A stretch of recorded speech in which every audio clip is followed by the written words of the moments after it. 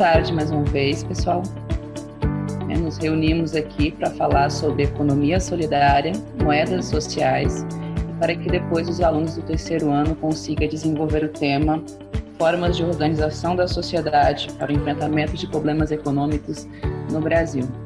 Para isso, nós temos aqui a participação do professor José, da professora Josimeire e da Cristina, para tornar esse tema mais fácil, para que vocês consigam dissertar depois. Vamos iniciar com a participação do professor José. Boa tarde, então, meninos e professores. Então, eu vou colocar para vocês aqui uns slides, coisa rápida, para dar uma fundamentada nesse tema. E lembrando que o que a Bárbara falou no início, a questão do senso comum, mas ao mesmo tempo a Isis também está correta quando ela fala do dia a dia. E a gente acaba fazendo essas práticas, só que às vezes elas são feitas e a gente não compreende ou compreende em partes.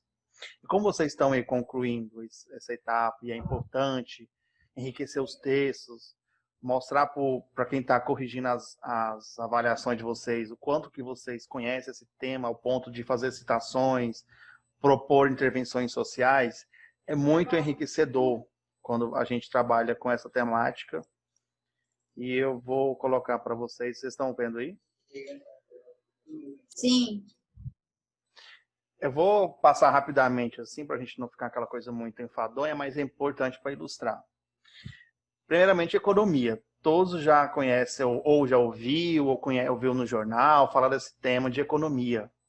Mas será que eu consigo definir o que é economia? Vocês, alunos concluintes do ensino médio, conseguem definir o que é economia?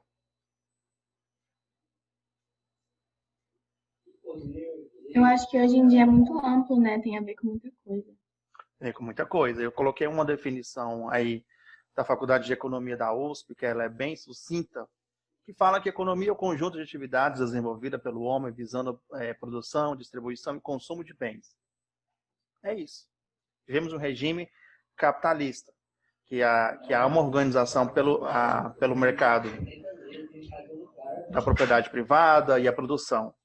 E aí essa é uma definição simples desse termo que é tão falado nos noticiários, a questão econômica. E aí a gente vai falar então dessa economia solidária. Estamos falando então de uma pandemia, que é algo muito diferente do que a gente está acostumado a ver no dia a dia. E como que é conciliar essa temática solidária, ao mesmo tempo em um regime capitalista. E aí eu trouxe um intelectual para o nosso debate aqui, que é o... Acho que é o microfone. Ele entrou na cal. Acho que tem algum microfone ligado.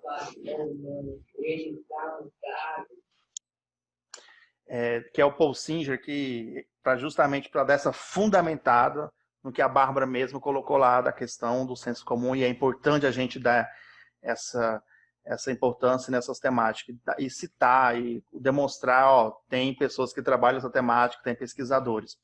E para falar desse tema, eu trouxe o Paul Singer, que vai justamente trabalhar esse ponto, economia solidária e uma economia capitalista, que é essa que a gente está aí habituado no nosso dia a dia, e é essa que, de fato, está em grande parte do globo terrestre.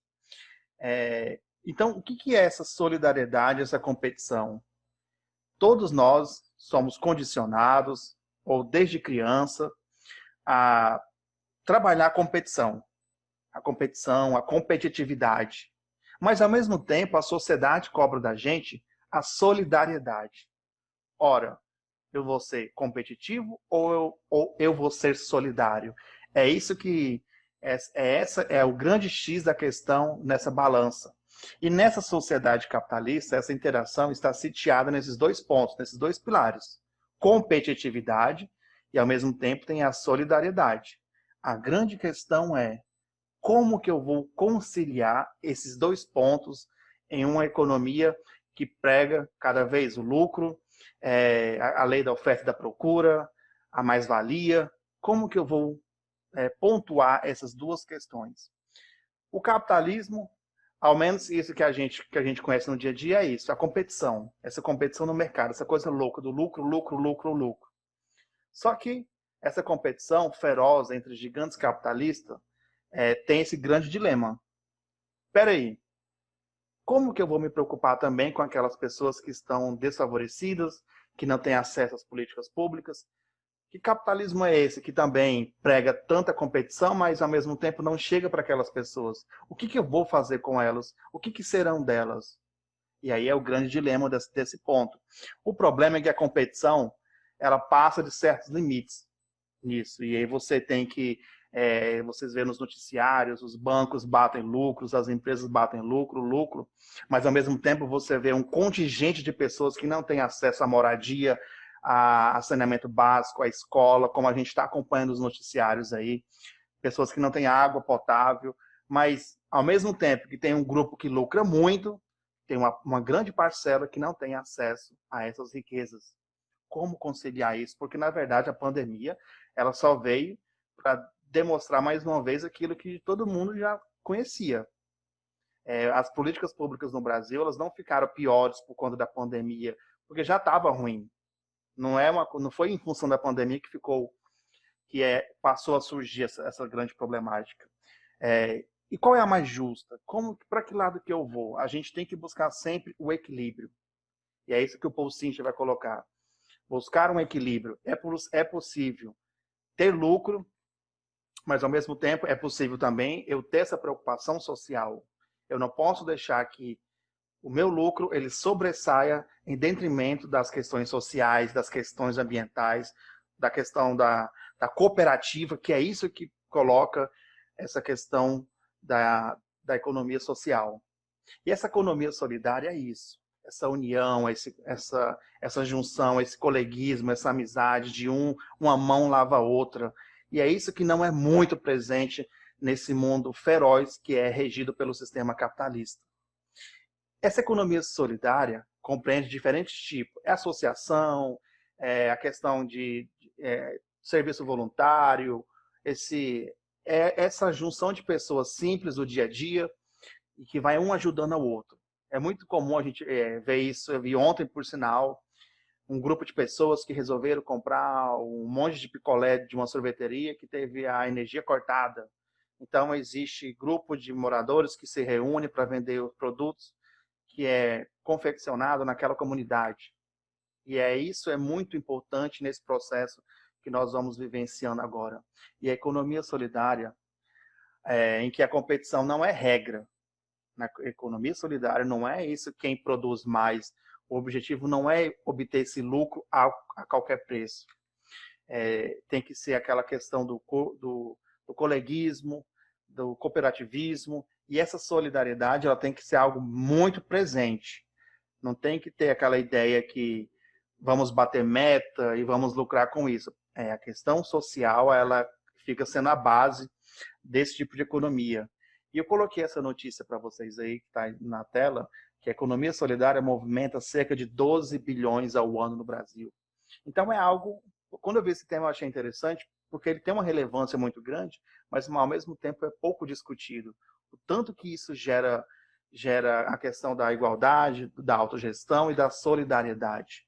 Então, essa é uma economia muito significativa e ela é muito importante quando você vai para aquele interior dos estados que tem um problema econômico, um problema social muito forte.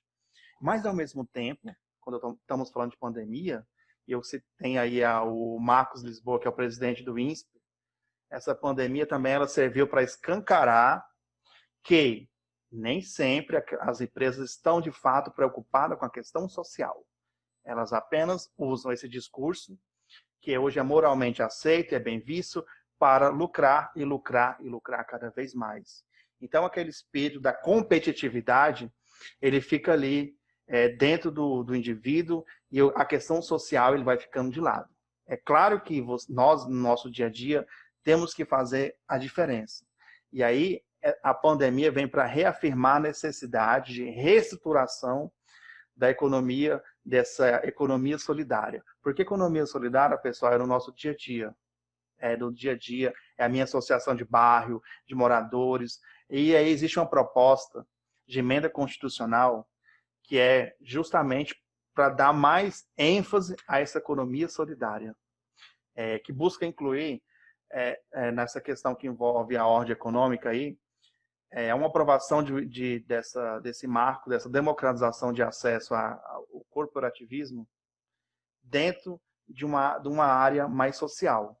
Então, é preciso também que o Estado dê voz, dê participação e dê espaço para que essas pessoas, esses grupos de moradores de regiões que envolvem quilombolas, de coleta de semente, ou que trabalham com reciclagem, ou produção de mel, é isso que é importante, dar espaço para essas pessoas, porque a gente vê nos noticiários falando, nossa, a pandemia fechou X de trabalho, mas também teve empresas que lucraram muito. E o que a gente vai fazer com essas pessoas? O que o Estado tem feito? Mas a empresa lucrou muito. Só que, ao mesmo tempo, será que esse lucro está refletindo naquele acesso social daqueles indivíduos?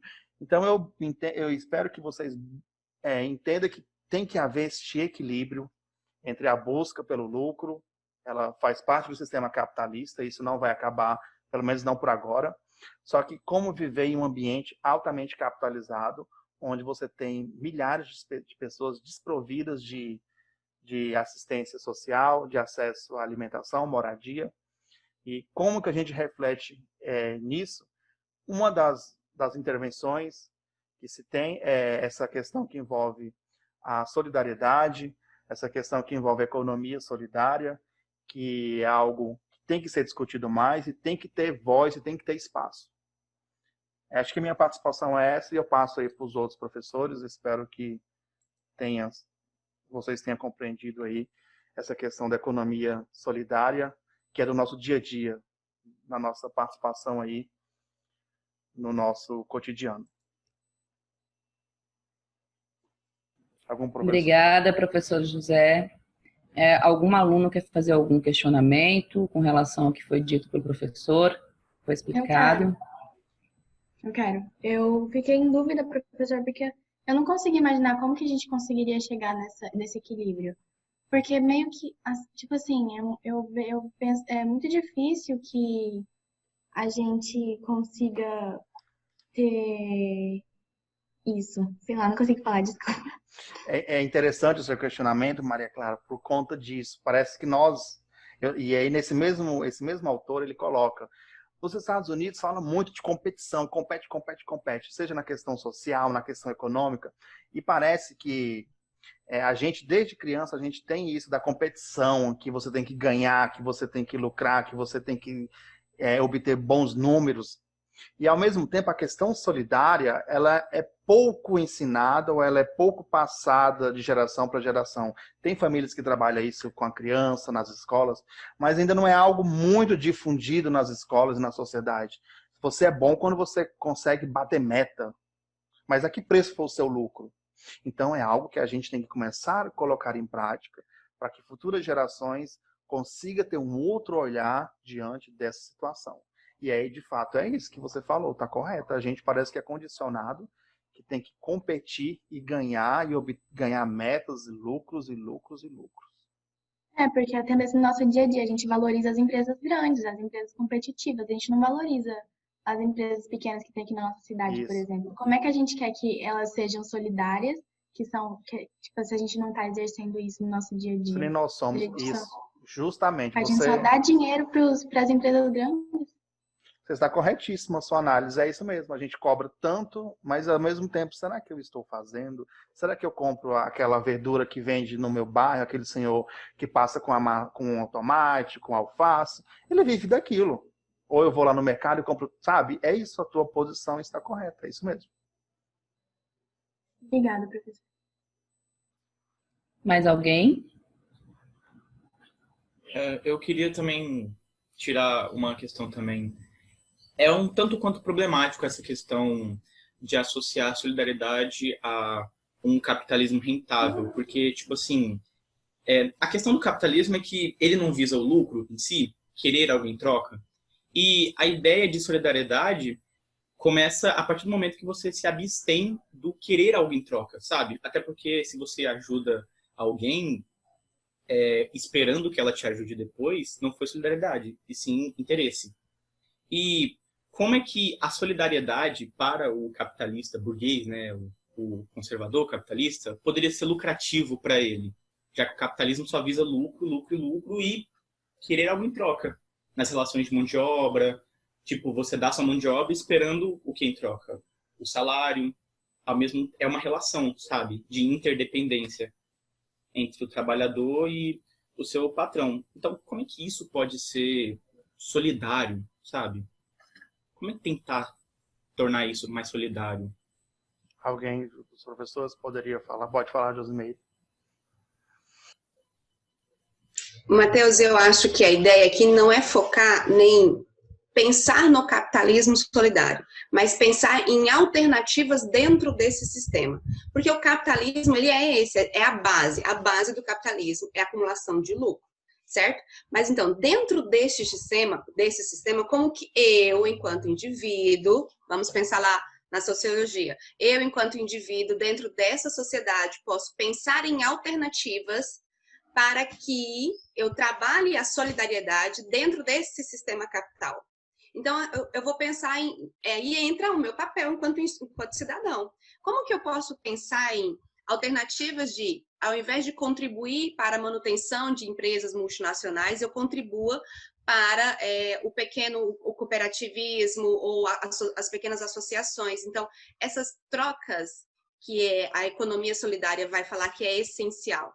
Não só pensando, tipo, solidariedade, mas é essa troca, é uma relação de troca, aonde eu beneficio quem está aqui como a base da estrutura, que normalmente também é um dos excluídos socialmente, porque o sistema capitalista está visando lá em cima, principalmente aqueles que estão no topo. Então, é pensar em condições aqui. O capitalismo vai ser solidário? Não, esse é o sistema, ele está posto, é esse o sistema que nós vivemos. Mas enquanto eu, indivíduo, como que eu posso pensar em uma alternativa para viver dentro desse sistema? Entende? E aí, se eu consigo replicar isso de maneira maior, ou viver, ou buscar. Então, eu posso pensar, na nossa cidade, Barra do Garças, a gente vai na feira? A gente é aquele tipo de pessoa que vai na feira no final de semana para... vamos pensar ali na Feira da Aragaças? Olha como que a feirinha da Aragaças, como que ela alimenta a economia daquele município. Então, ou até de pessoas que vêm de fora para trabalhar na feira. Ou eu sou aquele tipo de pessoa que eu sou muito vinculada à necessidade de comprar produtos industrializados, de marcas. Eu estou usando a questão da alimentação aqui, mas a gente pode usar até para outras situações também. Então, essa solidariedade, enquanto economia solidária, é pensar juntos naqueles que estão na base, que estão de alguma maneira excluídos desses privilégios em que o sistema capitalista se apropria. Entenderam? Sim, eu acho que eu compreendi, sim. Mas a ideologia em si, em tese, ela até pode proporcionar mais privilégios econômicos e tudo mais em relação ao país e à classe burguesa, mas o capitalismo em si, ao ser pregado como estratificação social, sabe, dentro da sociedade mesmo, definindo as classes como média, alta e baixa, ela não é tão acessível para as mais baixas. E numa redação, acho que eu poderia muito bem levar esse ponto de vista, né? Como ser solidário empresas ou o próprio indivíduo com os indivíduos de classes mais baixas. Acho que seria um bom ponto de vista se levantar também, até porque as de classe mais baixa são as pessoas mais afetadas, eu diria, com esse sistema. Com a falta de acessibilidade. Aí, Matheus, numa possível correção, você só cuidado com esse termo classe mais baixa. Você pode usar eu sei que está incorreto. Porque não é que está assim, numa redação, aquela formalidade é isso.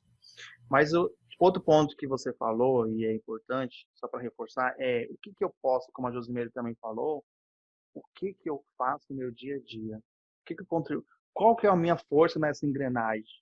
Por que eu observo também isso? Critica, mas critica tanto a questão do capitalismo, a questão do social, que o Brasil não está isso, está aquilo, mas o que eu tenho feito nisso tudo? Qual é a minha contribuição nisso tudo? De fato, O sistema capitalista é isso, e essa questão da luta de classe é uma questão puramente ideológica. Classe A, classe B, classe C, enfim. Existem duas classes do sistema capitalista, Matheus. Ou você é do proletariado ou você é burguês. Por que é ser rico no Brasil? Porque é difundido uma questão de classe, e aí tem essa classe média, que ela fica na cabeça dela que ela tem um medo de ficar embaixo, e aí ela fica na ilusão que um dia vai chegar na classe alta, porque ela não é produtora, ela não é dona dos meios de produção. Só é rico quem é dono dos meios de produção. E qual é a diferença do advogado, do médico, de quem varre a rua e quem é açougueiro? Nenhuma. Todos estão vendendo a sua mão de obra. É isso, essa é a confusão que as pessoas fazem. Parece que eu ser médico, eu sou mais, assim. E quando que eu sou açougueiro, varra a rua, eu sou menos. Estão vendendo a mão de obra do mesmo jeito. É uma questão que as pessoas têm que ter na cabeça. Gente, eu sou médico, tranquilo. Cara, você tem uma casa boa, tem um carro bom, mas você está vendendo a sua mão de obra. Tanto quanto quem varre a rua, tanto quanto quem trabalha de açougueiro, de padeiro e assim por diante. Obrigada, gente. Só gostaria que eu acho que tem algo que não está claro ainda, os colegas, os alunos, no caso. A economia solidária, ela é uma vertente do capitalismo ou seria basicamente um novo sistema econômico a se adquirir no nosso país?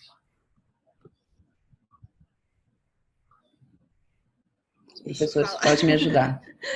Então, enquanto estrutura, a economia solidária ela é uma vertente, né? Então, ela é uma vertente. Quando o José coloca ali o que é economia, bem no início ele vai descrever ali o que é economia, e aí ele vai falar, é uma forma de produção, de consumo, não é isso? Produção, consumo, eu não me lembro mais tudo lá, gente. Mas então, ele é uma vertente. Dentro desse sistema capitalista, eu vou ter tudo aquilo que alimenta na forma de produzir e consumo. E aí eu vou pensar que dentro desse sistema eu tenho uma alternativa a seguir que vai me gerar. Por que eu falo que é uma vertente do capitalismo? Porque é óbvio que vai gerar lucro. Vamos pensar numa cooperativa. Uma cooperativa, ela visa o lucro ali para eles, mas esse lucro ele é repartido de maneira igual para todos os que estão dentro dessa cooperativa. Você entende? Então, a gente não tem ali uma pessoa que está no topo absorvendo o lucro, explorando a mão de obra de outro. Então, eu considero que é uma vertente do sistema capitalista, porque é nesse sistema que nós vivemos, só que eu tenho um outro olhar. Eu passo a ter um outro olhar. José, você quer comentar aí também? E vamos pensar que Barra do Garça, a festa do Caju, é uma comunidade que vende produtos naquele determinado período. E porque assim, o capitalismo ele não vai dar conta, nem o Estado vai dar conta de todos os tentáculos. Eles não vão chegar, não tem como. E aí, graças a, por exemplo, as quebradoras de coco babaçu, as coletadoras de semente, e como o Estado não chega ali, elas pegaram aquele mecanismo de economia solidária para viver. É claro que eles vão vender a sua semente, mas o objetivo não é enriquecer. Eu ter, pelo menos, dignidade para viver, para me comprar meu alimento, pagar as minhas contas básicas. E é isso que tem que ser difundido e comentado e propagado com muito mais velocidade para as pessoas. Obrigada. José, mais alguma dúvida, gente? Ou, se não tiverem dúvida, vamos passar a fala para a professora Josi. Ainda não. Eu consigo compartilhar aqui normal? Pode, agora pode. Tá, peraí. Então, nós tivemos a contribuição do professor José, com todo o olhar teórico da geografia, sobre tudo isso aí, e agora a gente vai ver sobre o olhar da sociologia e da filosofia. Claro que todos nós somos pessoas vivendo em sociedade, vivendo no sistema capitalista, então fazemos parte de tudo isso. Então, para começar, não tem como a gente desassociar. Então, muito do que o José falou vai ser muita coisa do que eu vou falar aqui também. Então, eu peguei uma frase de Marx que é para a gente refletir sobre ela mesmo. O que distingue uma época econômica de outra é menos o que se produziu do que a forma de se produzir. Ou seja, não é pensar no que, mas como, né? E aí, basicamente, nesse contexto, por que o meu não vai? Aqui. Eu busquei lá um pouquinho do contexto histórico de tudo aquilo que a gente já discutiu dentro da sala de aula, meninos. Então, a gente pensa o seguinte, a gente teve um processo onde teve uma revolução, a crise lá de 1929, ele vai fomentar que o sistema capitalista precisa passar por uma reestruturação. E essa nova reestruturação, lá, o liberalismo, vai provocar um novo fenômeno chamado globalização. A gente chega num fenômeno novo, aonde que o capitalismo ele vai visar, óbvio, o lucro, isso aí a gente já está posto, está falado, basicamente. Então, a gente tem como base o lucro, a propriedade privada, o trabalho assalariado e a divisão de classes. O José deixou bem claro aí, ó, se você é advogado, médico, se você é varredor de rua, professor, tá todo mundo dentro da mesma classe, dentro da mesma caixinha, nós conversamos hoje sobre isso. Então, a gente vai ter ali 2 pontos principais, o lucro e a divisão de classes. Por que eu coloquei esses 2 pontos como principais? Porque dentro dessa economia capitalista ampla que a gente tem, os donos de meio de produção e os operários ali, que é a força de trabalho, a gente vai ter a necessidade da alienação da força de trabalho, porque ela vai produzir a mais-valia. Nós já conversamos sobre a mais-valia também. E aí, esses conflitos todos, hoje nós até falamos sobre isso, vai gerar os conflitos sociais. Lembra que eu disse hoje cedo que essas 2 classes, elas vivem em conflitos sociais, porque existe ali os interesses, né, que são antagônicos? Bom, dentro desse sistema todo que nós vivemos aí, a gente vai pensar que o capitalismo ele vai transformar todo mundo em mercadoria de alguma maneira. Certo? Então, a gente sempre se vê. Então, eu vendo a minha força de trabalho, todo mundo, de alguma maneira, dentro do sistema capitalista, é visto como uma forma de mercadoria.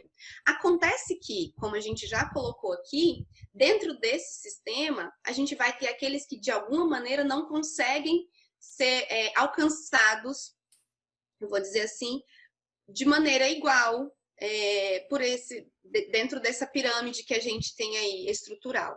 A gente vai ter aqueles que estão, basicamente, vão ser excluídos socialmente, ou porque não consegue, ou porque a força de trabalho foi substituída pelo avanço da tecnologia, ou porque ele não consegue um serviço por um outro tipo de qualificação profissional, que é exigido, cada vez mais exigido, né? Então, a gente vai ter pessoas que vão se submeter a serviços cada vez mais precários e eles vão se submeter a cada vez mais a perdas de garantias e de direitos. Então, a gente vai ter ali os que a gente vai chamar de os excluídos da sociedade. E, basicamente, pensando neles, presta atenção, a economia solidária, ela não é voltada apenas para esses, para aqueles que estão excluídos dessa sociedade, que a gente vai chamar assim, que estão à margem ali, excluídos.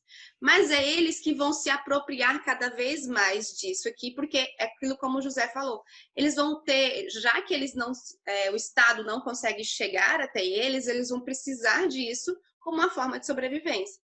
E aí eu coloquei aqui um conceito, né, do que é economia solidária. Então, economia solidária é um jeito diferente de produzir, vender, comprar e trocar o que é preciso para viver, sem explorar o outro, sem querer levar vantagem, sem destruir o ambiente, cooperando e fortalecendo o grupo, cada um pensando no bem de todos e no próprio bem. Então, quando eu vejo ali a base do sistema capitalista sendo a divisão de classes e o lucro, aqui eu vejo um antagonismo, que eu já vejo, olha, a economia solidária é uma alternativa para isso. Eu pensar de uma maneira diferente, aonde dentro da economia solidária eu não vejo apenas o que é de interesse meu ou de interesse próprio, mas é aquilo que vai bem para todos que estão dentro deste grupo ou dentro desta base econômica. Então, quando eu penso em economia solidária, eu tenho que pensar também em autogestão. Ou seja, ela vai ser uma prática que aquelas pessoas que estão principalmente excluídos ali do sistema vão se apropriar, não que seja exclusivamente para eles, mas por que eles vão se beneficiar disso? Porque a economia solidária, ela tem como essência... Gente, é só começar a falar, vocês viram o menino ó de novo. Presta atenção. Deixa eu voltar aqui. É porque todas as nossas aulas na sexta-feira passa algum carro da banana, da maçã, do negócio aqui, e tá sempre atrapalhando, né? Então, os meninos já sabem. Então, a essência da economia solidária é a renda coletiva. E aí, eu coloquei aqui algumas características essenciais da economia solidária, que a gente não pode esquecer. Então, qual é uma das características essenciais? A cooperação, a autogestão e a solidariedade. Para que isso aconteça, na economia solidária, a base dela tem que ser a democracia. Ou seja, ninguém pode ser, nessa forma de organização, ninguém tem o poder de mandar no outro. Então, ele vai colocar algumas características fundamentais, ou seja, a economia solidária vai ter como base, ou como os princípios, vamos pensar assim, princípios da economia solidária. A administração democrática, por isso que eu disse que a democracia é a essência da economia solidária, porque tudo que vai ser decidido ali é decidido para o bem de todos. Vamos pensar numa cooperativa, onde as decisões são tomadas em assembleias. Então, nessas assembleias, o que é decidido ali é feita uma gestão de maneira transparente, onde todos têm acesso ao que está acontecendo, o quanto de lucro ou de rendimento aquilo vai obter e como isso pode ser repartido para todos. Então, vai acontecer também uma distribuição justa. E aí é pensar em preço justo. Outra base da economia solidária é o preço justo. Quando a gente vai na feira, vou pegar o exemplo aqui da feira. E aí o rapaz fala assim pra gente, a banana, como é que eles falam? Uma dúzia por R$3 ou R$5, uma dúzia tá R$5, por exemplo.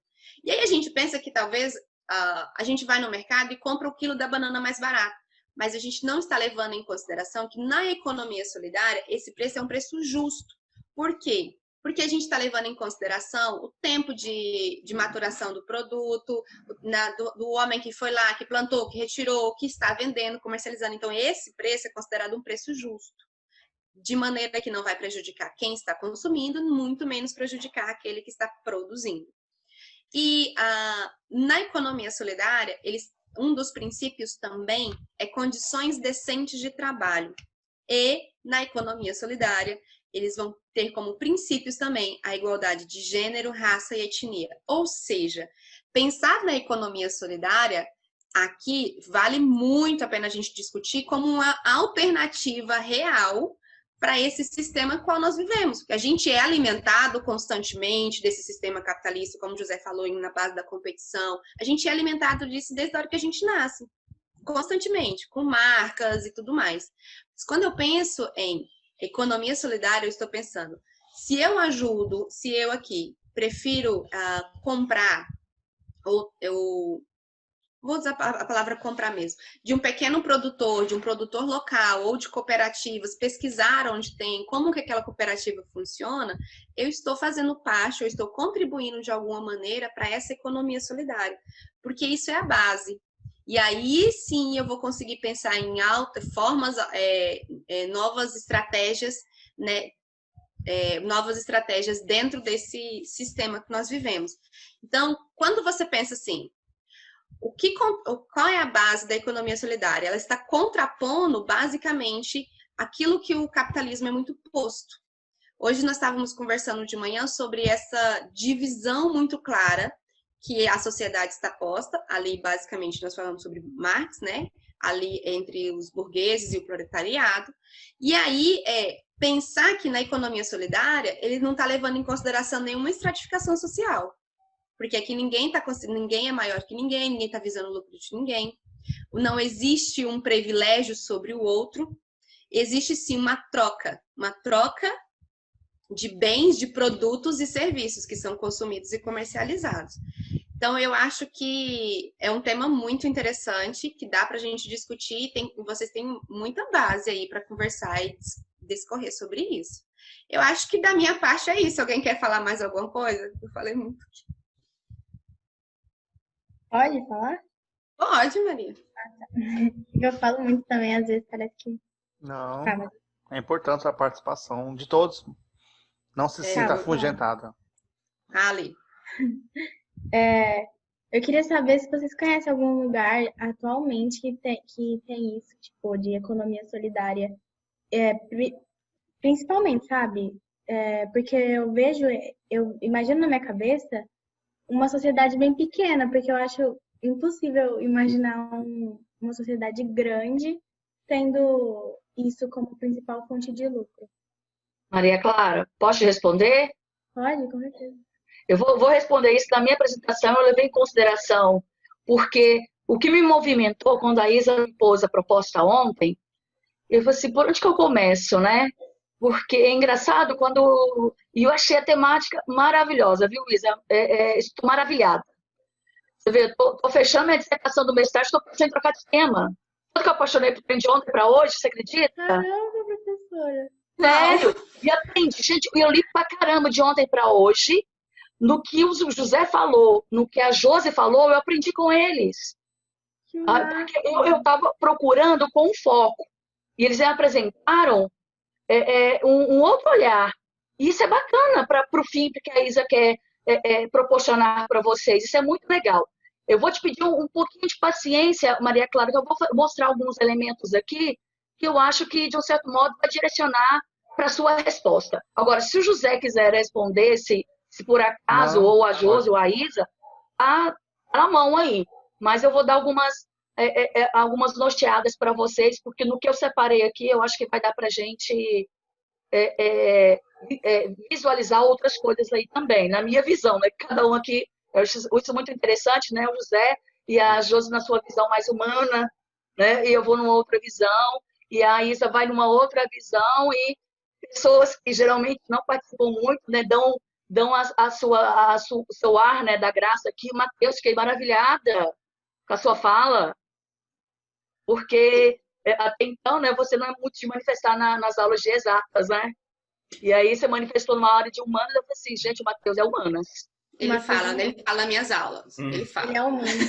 Ele é Eu demais. esqueci quanto tempo que eu não ouço a voz do Matheus. Eu fiquei maravilhada agora, viu? Parabéns pela participação sua, da Maria Clara, da Bárbara. Obrigado. E eu espero que os outros se motivem também a estar participando.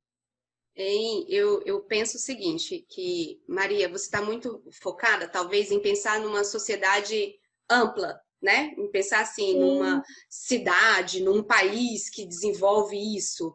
Mas pensa menos, pensa assim, em pequenos grupos. Pensa em pequenos...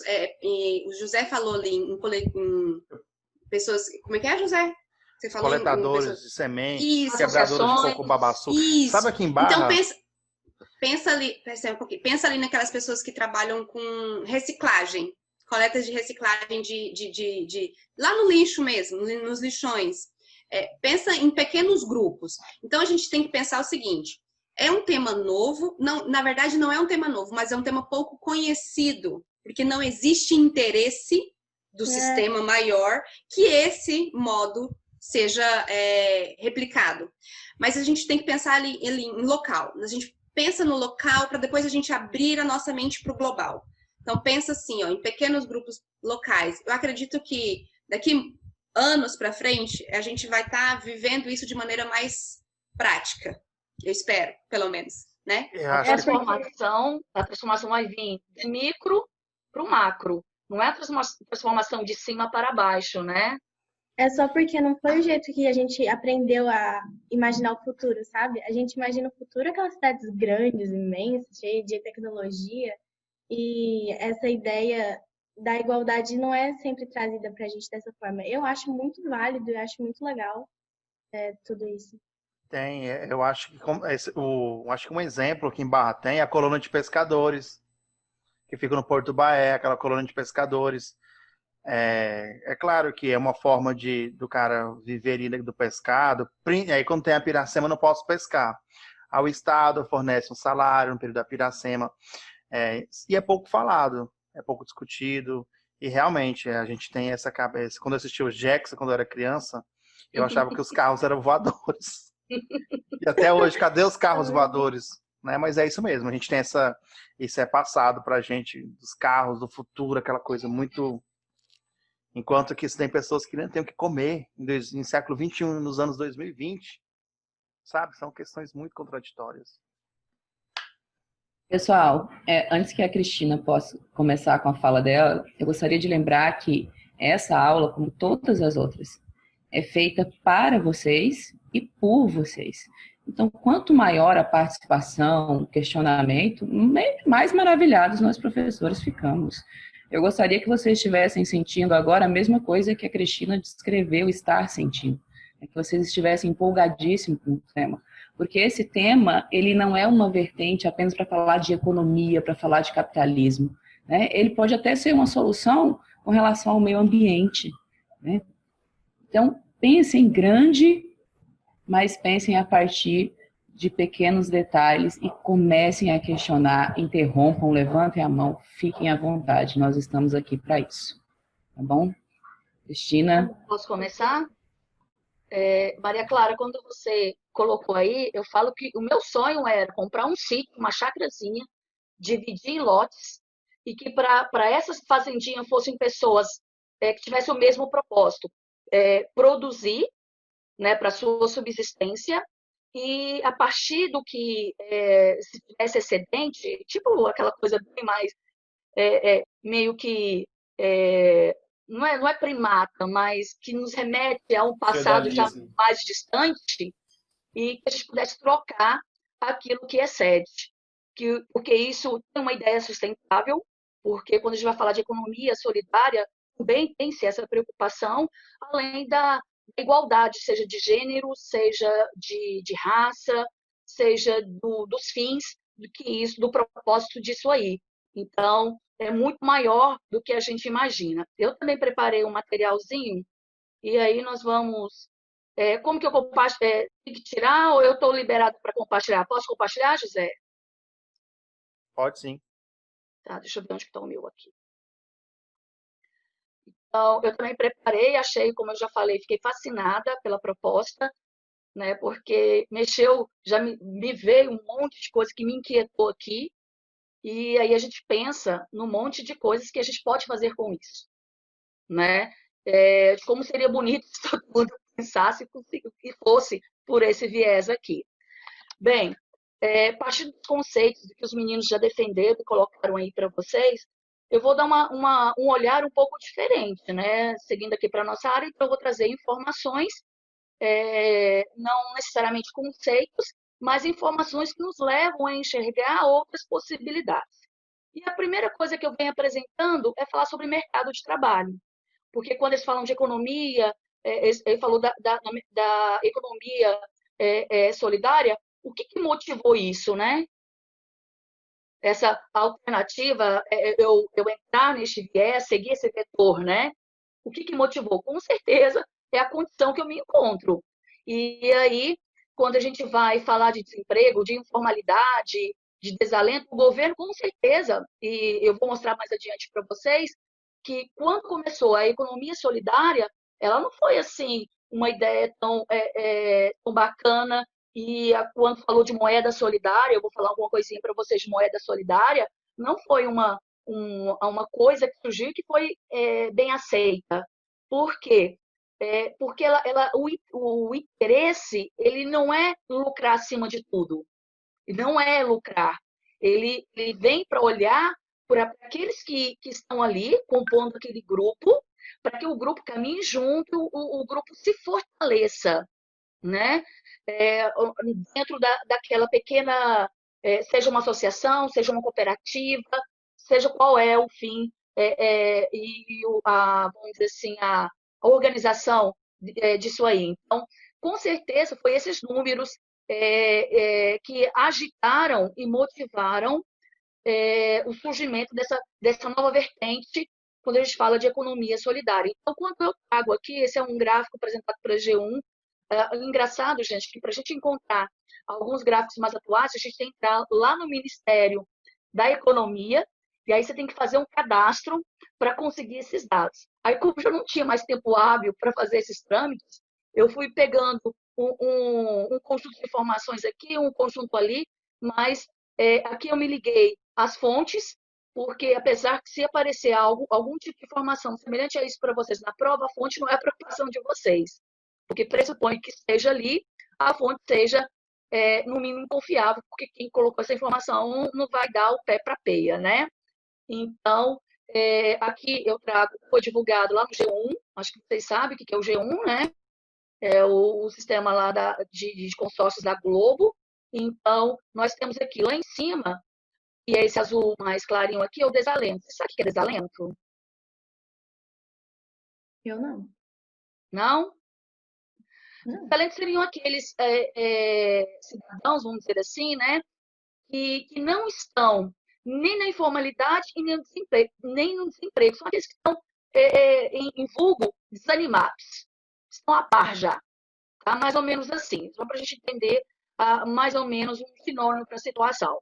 O vermelho seria o desemprego. Lembrando que aqui, gente, o desemprego, a gente está falando de pessoas economicamente ativas.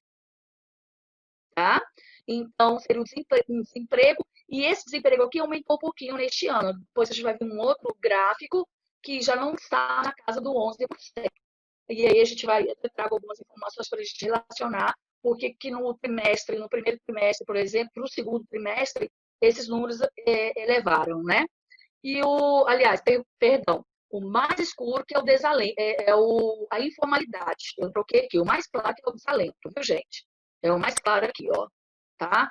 Então, daí uma atenção, fica atento à legenda, porque ler gráfico, primeiro, para eu ler um gráfico, nós fizemos recentemente aula sobre estatística, sobre gráficos e tabelas, eu tenho que me ater ao título, né?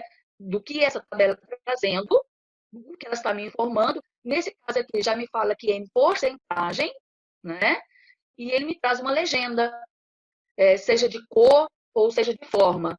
Então, o vermelho, ele é o desemprego. Por que será que está de vermelho? Porque é para destacar entre os demais, né? O azul mais forte é a informalidade, ou seja, é aqueles que para o governo ele não é bacana, porque ele não contribui, né, em sistema em questão de impostos. E o desalento é aquele que está na espera, né? Que não está se envolvendo diretamente com esse processo, seja de informalidade ou desemprego. Alguma pergunta sobre o gráfico? Vocês entenderam as informações que estão aqui? Sim, deu para entender. Sim? Posso passar adiante? Pode passar, professor. Então, vamos lá. Brasileiro sem emprego. Aqui, a gente reforça a questão do desemprego, e aqui já é por ano. Naquele gráfico anterior, a gente pega o finalzinho de 2018, 2019. Nesse daqui, ele faz uma chamada diferente. Também é em porcentagem, só que é uma série histórica, porque ele faz uma apresentação ao longo de um período de 5 anos. Então, começa lá em 2015 e ele nos traz até 2019. A fonte é do IBGE, que acredito que vocês sabem quem é, né? Que instituição é essa? Instituto Brasileiro de Geografia e Estatística, tá certo? E ele foi apresentado pela BBC. Então, aqui, já no final de 2019, ele bate no 12,7%. Lembrando que em 2017, e aí a gente poderia até avaliar outras situações, se a gente tivesse mais informação ou algumas coisas complementares, que deve ter acontecido alguma coisa em 2017, lembra do período que começou a recessão lá, de alguns problemas econômicos? Vocês lembram disso? Por isso que a qualidade das informações, assistir telejornal, gente, dependendo do telejornal, né, que não seja aquele derramamento de sangue, é importante vocês assistirem, tá? Que em 2017 bateu quase no 14%. Então, aqui a gente tem um olhar um pouco diferente do gráfico anterior. Vou passar adiante. Alguma pergunta? E eu espero que no final vocês entendam. Vocês viram que eu comecei no Brasil, eu comecei em 2018, ao longo dos meses de 2019. Aqui eu apresentei uma série histórica de 5 anos. Agora, a evolução da taxa, agora eu já comecei, olha só, eu já fiz um recorte aqui um pouco diferente. Esse também é do IBGE. Esse eu consegui num arquivo bem mais atual, que ele faz o levantamento por trimestres. Desde março de 2019, ele chega aqui concluindo em abril, maio, né, maio de 2020. Vocês estão enxergando tudo? E ele faz a evolução. Olha lá, março de 2012,7, ele vai fazendo. Olha que no último trimestre que nós estamos aqui, chegou a quanto? 12,6. E vocês acreditam que, possivelmente, se eu apresentasse um gráfico aqui referente ao último trimestre, vocês acreditariam que esse desemprego seria maior pela tendência aqui? Com certeza, né? Que a gente está na pandemia. Frente ao resultado ao cenário que nós estamos enfrentando, acredito que sim, né? Agora, eu vou fazer uma pergunta para vocês. Não sei, quem tem um hábito de assistir telejornal pelo menos uma vez ao dia, ou pelo menos, sei lá, faça o resumo semanal. Alguém tem esse hábito? Geralmente é fantástico. E você viu que mais recente, depois desse cenário que a gente está vivendo, sempre tem um momento dos gráficos, né? Seja em linhas, seja em colunas ou tabelas, não tem? Sim, é. Todo Tem dia um eu mostro. conceito que eu achei que alguém ia me perguntar numa aula de estatística, que aparece constantemente no telejornal, mas que ninguém me perguntou. Média móvel. Vocês ouviram esse termo? Sim, o que é? Pois é, o que é a média móvel? A média móvel, a gente tem a ver, ela vai trazer uma comparação que ela sempre está mudando em relação ao período que ela está considerando.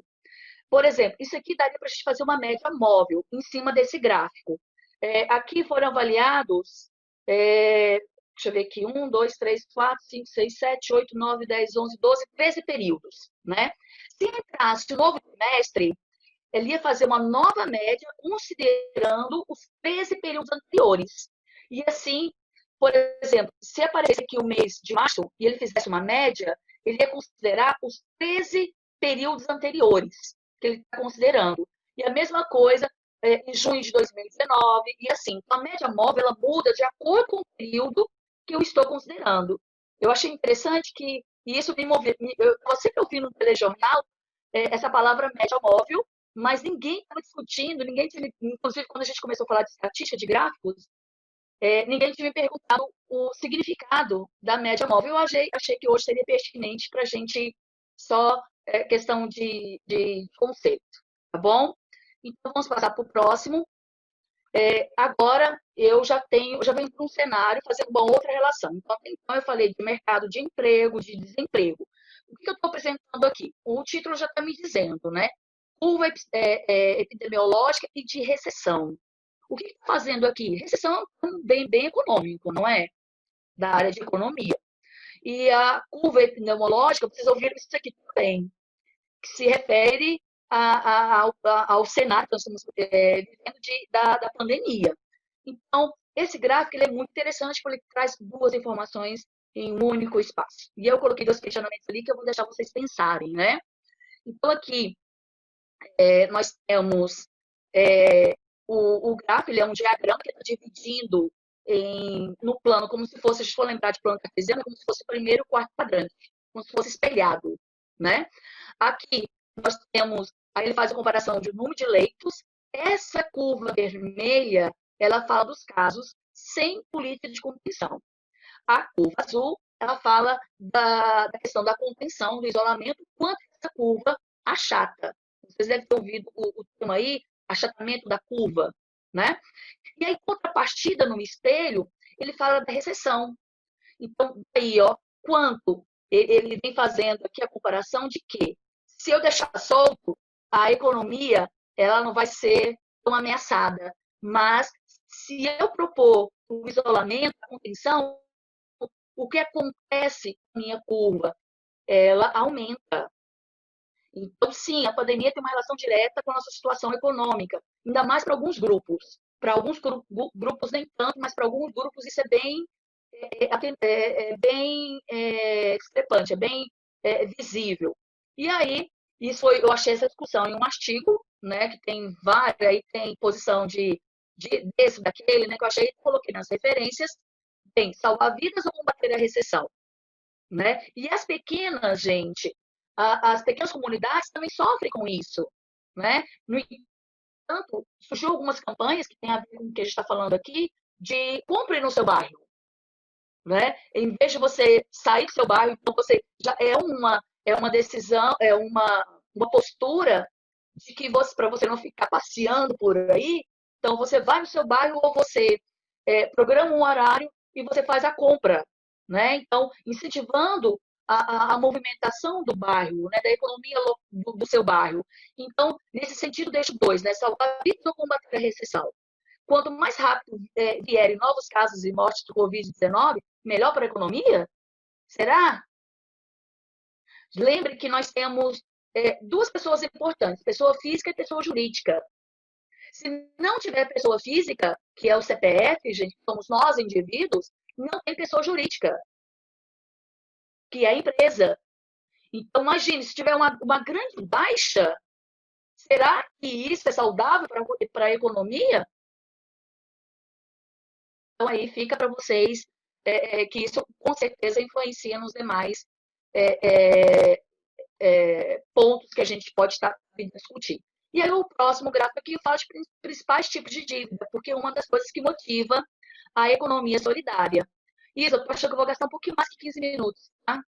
Eu já contei, já deu 14, 15 minutos aqui no meu cronômetro aqui para eu não esquecer. Então, aqui vem cartão de crédito, né? Aí vem os carnês, financiamento de carro. E aí eu acredito que vocês, os meninos de terceiro ano, olhando o gráfico, aqui é uma comparação de dois momentos, 2019 e 2018. Então, eu acredito que, como eu falei já para vocês, a leitura de gráfico de vocês não é o problema. O problema é vocês aterem o que o gráfico está discutindo, qual é a frequência que esse gráfico está discutindo, se ela é absoluta ou se ela é relativa. Nesse caso aqui, ela é relativa, porque nós temos dados percentuais. Então, dependendo do questionamento que vier, ou da proposta que vier, se você, no seu valor, né, da hora, fazer uma leitura errada, com certeza isso vai levar você a ter conclusões também equivocadas. Tá? Próximo gráfico. Quando a Josi falou da questão de gênero, de minoria, eu achei interessante que aí você, opa, tá tendo a ver, né? Da inserção da mulher com relação ao mercado do trabalho. Então, isso aqui, na verdade, é um infográfico, tem gráficos, né, gente, que ele mistura um infográfico, a proposta dele é misturar textos para complementar as imagens e vice-versa, e aqui tem um monte de informação, né? Falando que as mulheres ganham menos, né? Falando do mesmo cargo, o rendimento ele é menor, né? Falando, aí aqui no meu canto esquerdo, no mapa do Brasil, aí, falando quanto em cada estado as mulheres ganham menos do que os homens. E não grande parte das articuladoras de economia solidária, gente, são mulheres. Tá? E aí, se vocês fizerem pesquisa, vocês vão ver isso. Um outro envolvimento, afazeres domésticos. As mulheres se envolvem muito mais nos afazeres domésticos, isso é fato, sem dúvida, do que os homens. As mulheres gastam em torno de 21 horas com trabalho doméstico, e depois fala, o que você fez hoje? Fiz nada, né? Não fiz nada, eu faço tudo isso todos os dias. E o homem somente 10 horas. E aí o desemprego com relação, onde é maior, se é mulher, se é homem, mulher também é maior. E assim vai. Eu não vou explorar todas as informações, mas fica aí depois. Se vocês quiserem, a gente manda o material para vocês. Que isso aqui é do DIEESE, né? A informação, que é muito interessante. Então, dá para tirar informação aí de monte. E agora, deixa eu voltar lá, o que vem? Agora eu venho falar uma coisa mais voltada para a economia solidária. Então, eu fiz todo esse cenário para a gente chegar onde eu queria aqui, trazendo só informações que a gente pudesse fazer essa leitura. Então, eu coloco uma interrogação aqui, porque tem mais sim, e agora a gente vai falar dos resultados com relação à economia solidária. Então, esse aqui é o mapa do Brasil, né? E ele fala dos números. Você sabe o que é ES? É uma sigla que eles usam no meio da economia solidária. Empreendimentos da economia solidária. Não conhecia, gente. Conheci nos meus estudos de ontem para hoje. Eu falei assim, que até então não tinha me sido convidada ao assunto, né? Eu achei, por isso eu fiquei tão maravilhada. Então, no primeiro, nas cores aí dos verdes, nas nuances do verde, ele fala do número por federação. Nós temos no Mato Grosso algumas coisinhas. Olha aqui, ó. Tá? Mas, e aqui, pela cor de azul, amarelo, laranja e vermelho, tem a ver com o número de acordo com a organização. Se é um grupo informal, se é uma associação, se é uma cooperativa ou se é uma sociedade mercantil. Então, daria para explorar também essa informação aqui, dá para tirar um bocado de coisa, né? Você vê que tem estados que estão ainda engateando nesse processo. A gente olha, José, me corrija aqui é Roraima? É Roraima aqui? Para cima do Amazonas? Poxa, então não estou fiada ainda. Aí eu lembrei que Rondônia é mais embaixo. Mas a geografia e o ensino fundamental foram boas, né? Bem, então... Roraima. Mas olha no Nordeste aqui, gente. Olha a participação de associação, esse amarelo aqui, ó. Olha a participação de organizações de economia solidária, onde são associações, que é o que o José ele apontou: associação de pescador, associação de rendeiras, associação de catadores, né? E assim vai, tá? E toda aqui a gente vê uma distribuição no país como que isso está distribuído, seja pelos números desses empreendimentos, seja na quantidade dentro do estado. Mais um aqui que eu coloco que eu acho interessante. Aqui, gente, eu achei interessante porque tinha um artigo comparando a economia solidária do Brasil com a catalana. Aí eu peguei o que compete, é espanhol, chamar, né? Eu peguei porque eu não achei outro artigo com esse teor. Eu peguei o que interessava para nós aqui, que é referente ao Brasil. Tá? Integrantes dos empreendimentos por categoria social predominante. Grande parte são agricultores familiares. Tem artesanatos, vem os coletores, vem os assentamentos, que também fazem, né, esse tipo de economia. Aí vem alguns parados e desocupados, que são aqueles que produzem. Gente, parado e desocupado não é no sentido de ócio, mas que mexem com lazer, tá? Técnicos, e aí se estende por vários tipos de empreendimentos, várias categorias, tá? Aí eu coloco mais um desse mesmo artigo, que tem a ver com o setor. A alimentação, gente, é o que mais ganha. Vamos pensar nesse momento de pandemia, o que mais cresceu não foi a oferta de alimentação? Por quê? A alimentação é uma das setores que as pessoas mais procuram. E a lucratividade, ela é boa, porque ela é mais de 100%. Então, daí, porque a alimentação aqui uma das que mais crescem, né, nesse sentido. E, então, quando a gente vai falar, eu vou falar um pouquinho de moeda solidária, Isa, porque você me falou de moedas, eu achei interessante. Aí, eu tentei demais achar do Mato Grosso, não achei uma moeda do Mato Grosso. Eu queria saber onde que tinha. Mas não deu tempo de completar a pesquisa. Mas, gente, eu encontrei um registro de 104 moedas diferentes no Brasil. Mas eu vi um outro, mas eu não consegui encontrar onde, que já tem 117 moedas reconhecidas no Brasil. Em Santana, aí, tem o Gostoso, tem o Vale, tem Chaim, tem Sinhá, tem um monte. E, geralmente, essas moedas têm um valor cultural, porque elas valorizam a cultura local. Elas são muito mais do que representar um valor, né? Agora, como funciona essa moeda solidária? Geralmente, moeda tem um lastro. O que é o lastro? É o valor que ela agrega, né? Muito tempo atrás, uma das primeiras moedas era o ouro, mas o ouro era difícil de mediar esse valor. Então, por exemplo, para nós aqui, grande parte das moedas aqui, elas equivalem, por exemplo, um Gostoso vai valer R$1, é 1 por 1. É um câmbio, gente. É como se funcionasse um câmbio, tá? E tem banco, tem os bancos comunitários, para fazer essas trocas. Mas o valor da moeda não é com os fins, com essas grandes instituições financeiras têm. No entanto, eles fazem, quando eles aplicam, eles emprestam também, eles fazem investimentos no próprio bairro, e o prol disso é valorizar e gerar empregos na própria comunidade. Então, quando a gente está falando de economia solidária, o processo aqui não é ganhar em cima do outro, é ganhar para todos. E que com isso a comunidade se fortaleça. Então, essa é a vantagem da economia, é uma das grandes vantagens, que é para todo mundo. E por que isso acontece em pequenas comunidades? Porque ela começa a se fortalecer dali. Gente, não foi fácil, não foi simples as primeiras comunidades desenvolver a sua economia solidária ali, né? Porque primeiro os comerciantes não viam isso. Ah, como que isso vai voltar a meu favor? Como que isso vai me fortalecer, né? E com o tempo, com um trabalho insistente, começaram a evoluir nesse sentido e ver que isso fortalecia o seu comércio, porque geralmente quando a moeda ela voltava para o seu comércio, né? Ela fortalecia o seu produto.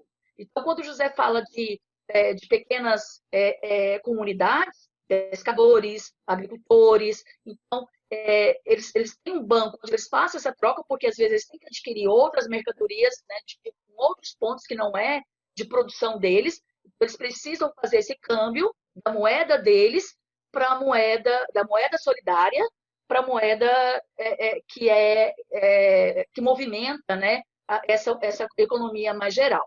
E assim, gente, a primeira moeda solidária, ela foi proposta em 98 pelo Conjunto Palmeiras lá no Ceará. Eu achei esse dado interessante, né? No entanto, o nome dela é Palmas. E hoje tem um banco, né? Tem toda uma estrutura, eu achei interessante. E depois, se alguém tiver curiosidade de descobrir quais são as moedas solidárias que existem no Mato Grosso, eu quero descobrir. Quem descobrir primeiro, se quiser, tiver essa curiosidade, me manda, tá? E onde que acontece?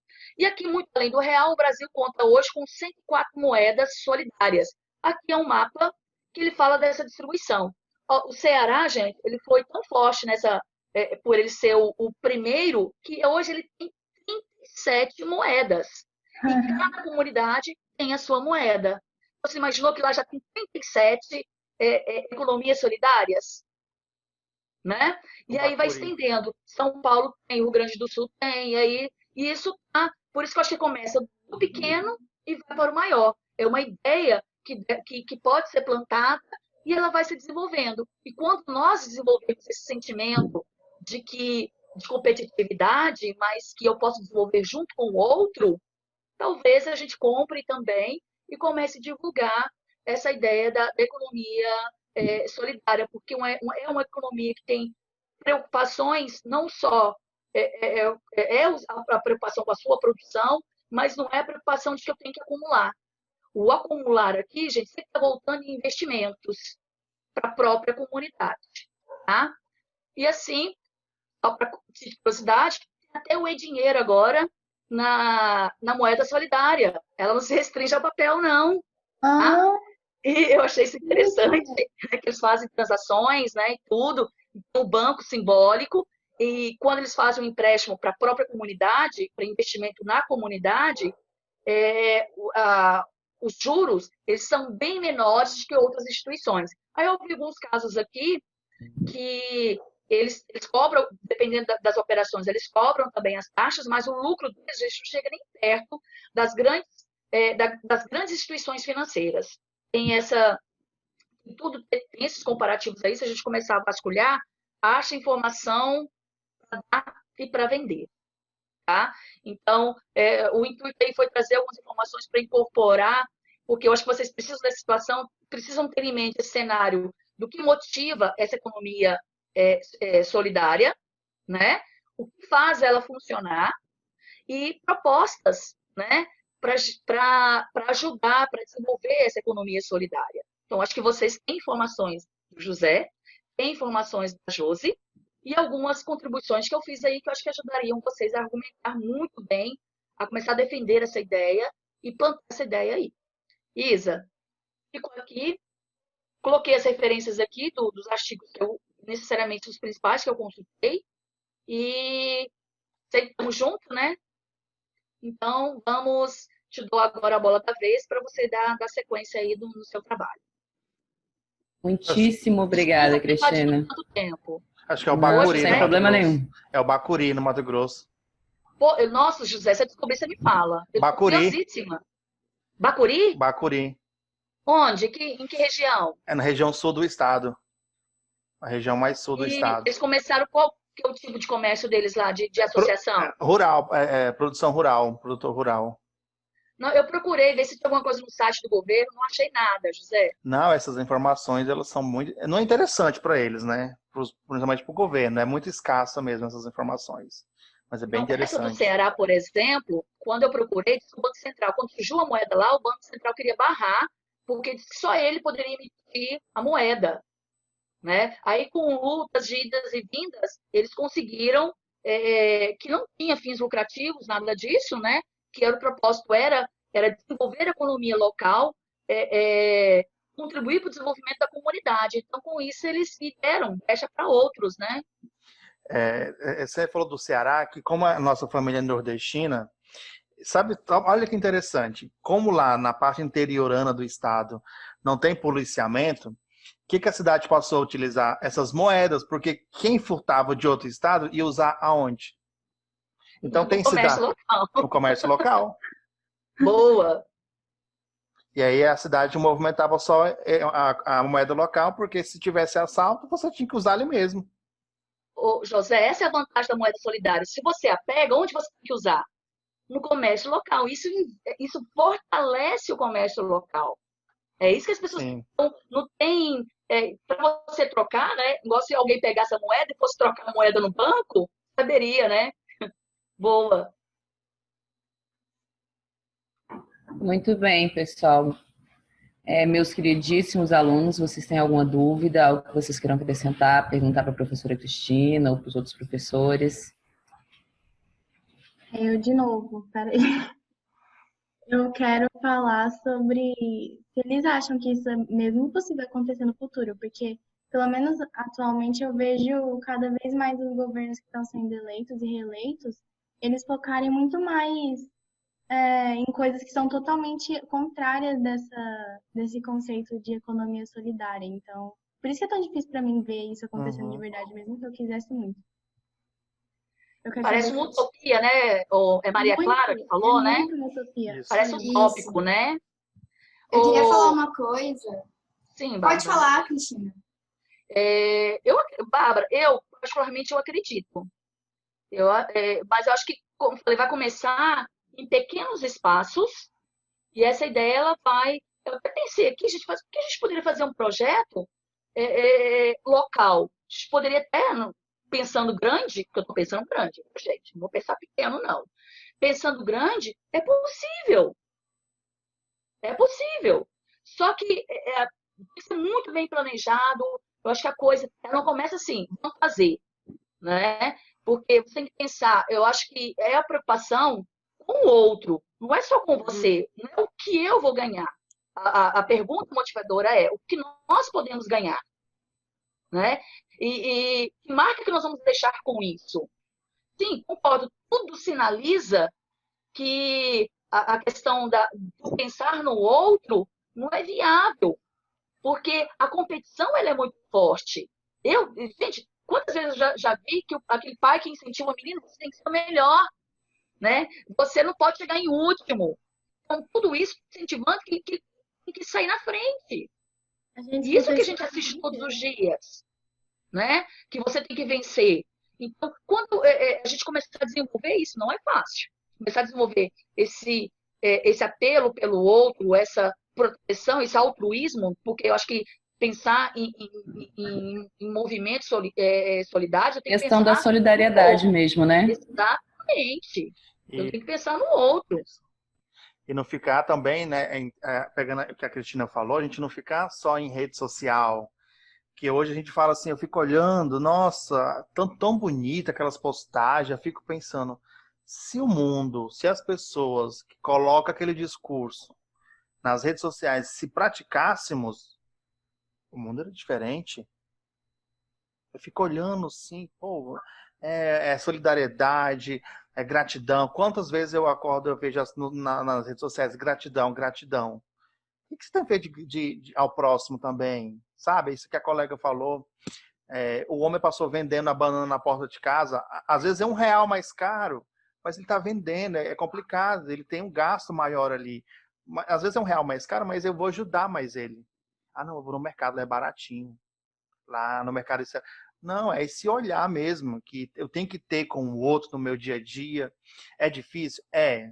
mas eu vou começar, eu começo hoje, e a gente vai contagiando os outros, e acho que é assim que a coisa acontece, é de contagiar e falar o quanto que isso vai ser bom para todos no geral, e é difícil, realmente, a gente vive num ambiente muito capitalizado, onde para você ser bem-sucedido, você tem que ter uma big casa, um big carro e viajar para o exterior.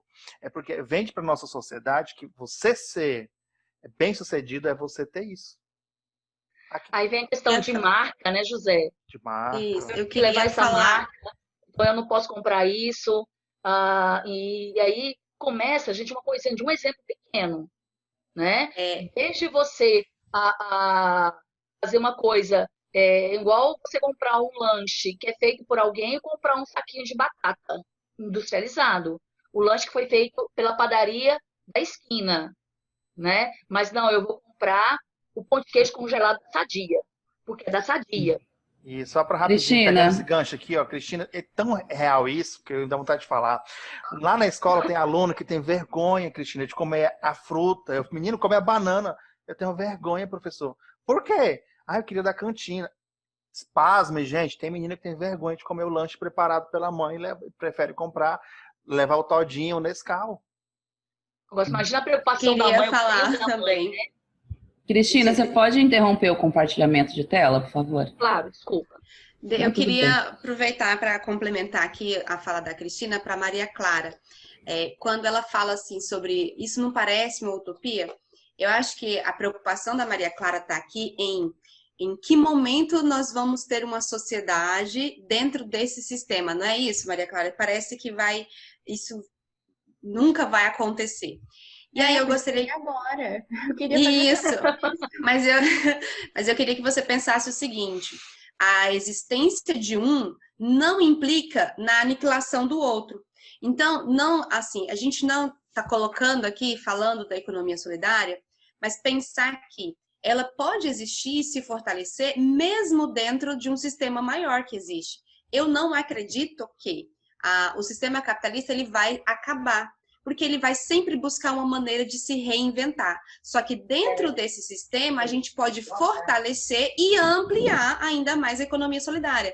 E aí, quando a Cristina mostra esses gráficos para a gente de como que já está a posição do Brasil em relação aos tipos de economias e aonde já tem, a gente pensar em alternativas de que se eu contribuo aqui, eu estou contribuindo para fortalecer esse tipo de economia solidária para que ela se amplie. Pensar o seguinte: uma economia solidária não vai, o ponto que estabelece uma não vai implicar na aniquilação da outra. A outra tem que acabar para que essa exista, entenda? Não precisa acabar com essa daqui para esse aqui existir.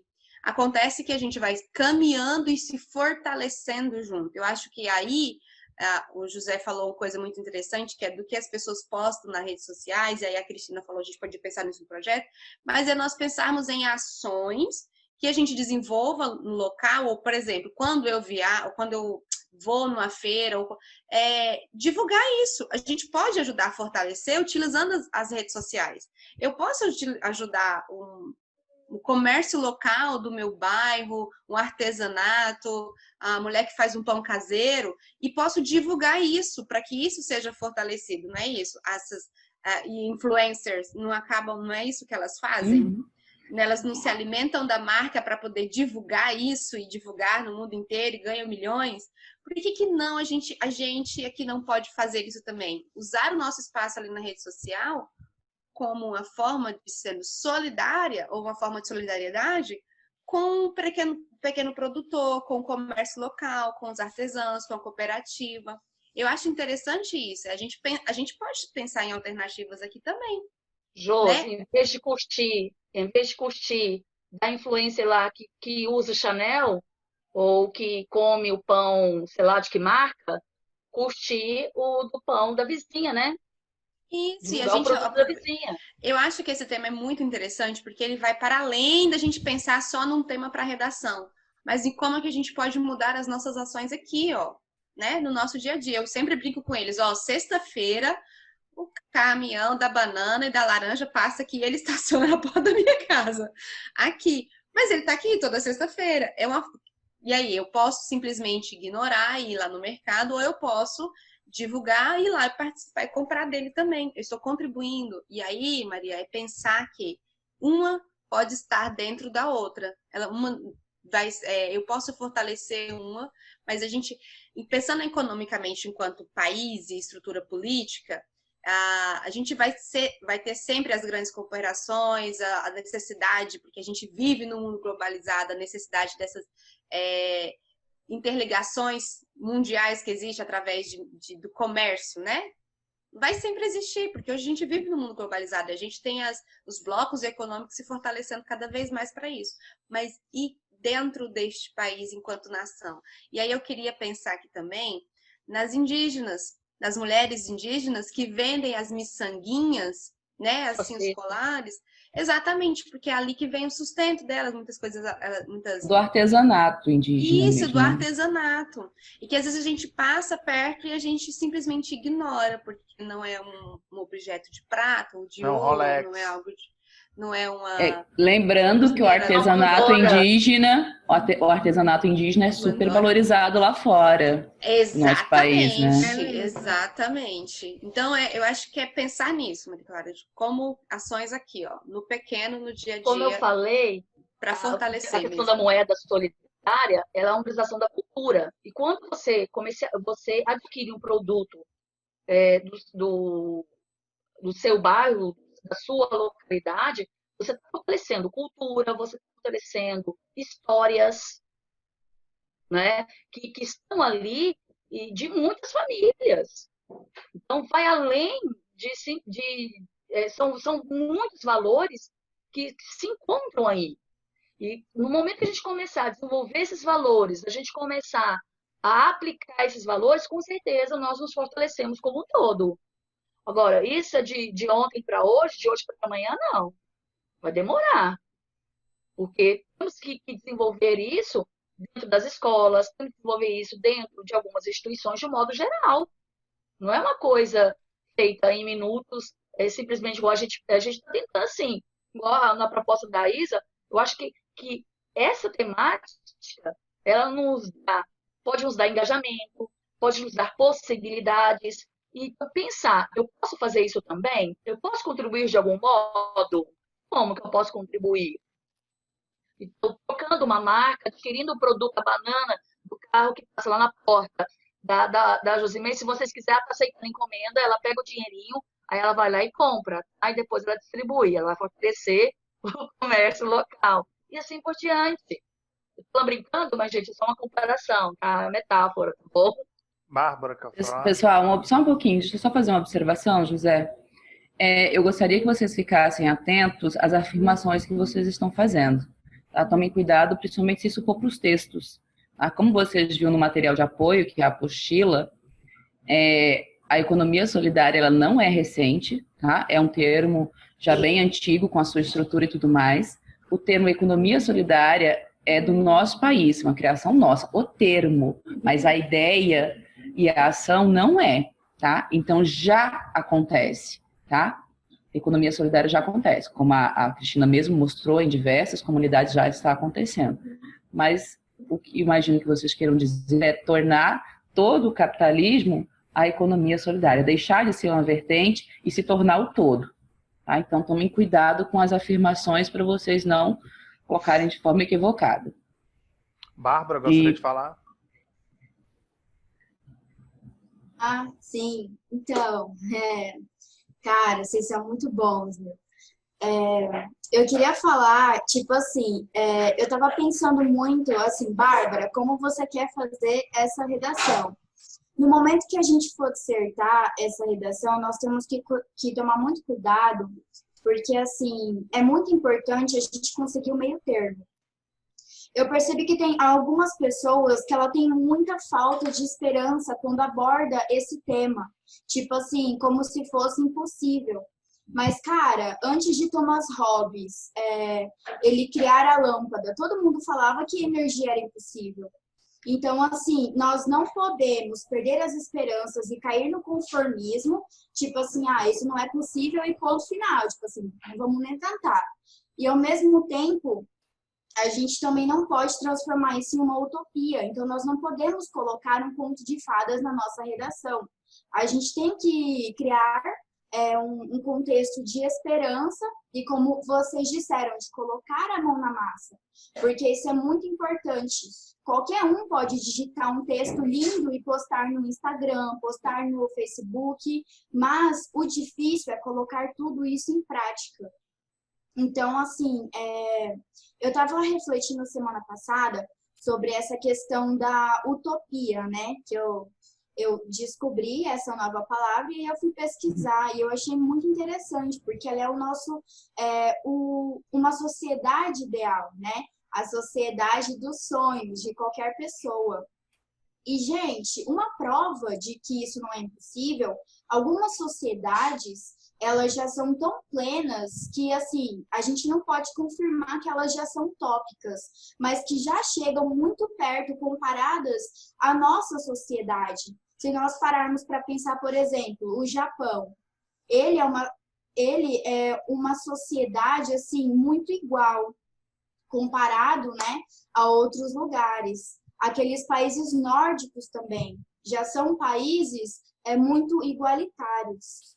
Falando de outra coisa, um termo que a gente não abordou aqui hoje, que eu acho que ele sempre entra em todos os temas sociais, é a questão da educação. Porque, assim, não tem como ter uma solidariedade econômica, uma economia social, se não ocorrer oportunidade igualitária na base, né? Porque, assim, a base de toda a sociedade é uma educação. Então, assim, como que nós podemos trazer isso para a função do Estado, né? Que a nossa proposta é falando a função do Estado nessa solidariedade, nessa questão de igualdade. Muitas pessoas buscam as redes privadas porque nem sempre aquilo que o Estado oferece, ele vai gerar essa igualdade. Nem sempre ele vai gerar aquela educação de qualidade. Então, quando a professora Josi, ela começou falando sobre as competições, né, no mercado de trabalho, como que uma pessoa que teve uma educação muito básica, uma educação, assim, comparada à de uma outra pessoa, muito de má qualidade, como que ela pode competir no mercado de trabalho com aquela pessoa que estudou a vida inteira em um colégio particular? E eu já tinha questionado uma professora minha lá de Cuiabá, porque existe, sim, uma troca. Um aluno que ele viveu em uma escola particular a vida inteira, ele consegue passar, ele tem todas as condições de passar para uma universidade federal. Enquanto isso, aquele aluno que ele passou a vida inteira em um colégio público, nem sempre ele vai conseguir passar em uma universidade federal. E aí acaba que ele opta pela particular. Então, a desigualdade, ela sempre está entrelaçada em todas essas questões, né? Da educação e da qualificação da mão de obra, tudo isso. Bárbara, você falou da utopia, e se eu te falar que já se fala em distopia, do Owen, de 1984, né? Então, já se fala de distopia, mas isso é para um outro debate, mas aí que você está coerente, realmente, essa questão da educação, ela é, assim, não é indiscutível. E essa semana, no segundo ano, eu estava comentando este assunto da educação. Aí eu coloquei, cara, vocês estão vendo no jornal? Rússia, Reino Unido, China, Estados Unidos estão brigando para discutir uma vacina. Nós estamos brigando para ter reagente para fazer exame. Consegue ver o fosso, a discrepância de países como o nosso? Que isso não tem a ver com o governo X ou com o governo Y, porque corrupção, problema social no Brasil é perpetuado por várias e várias e várias décadas no Brasil. E aí, realmente, isso que tu falou da educação, essa educação que a pessoa consiga almejar melhores condições de vida, tem essa diferença sim no Brasil, isso é inquestionável. Mas aí aquela velha questão, que eu andei lendo nas redes sociais recentemente, você tem que estudar para ser alguém na vida. Eu achei interessante, eu li um texto fantástico essa semana. O que é ser alguém na vida?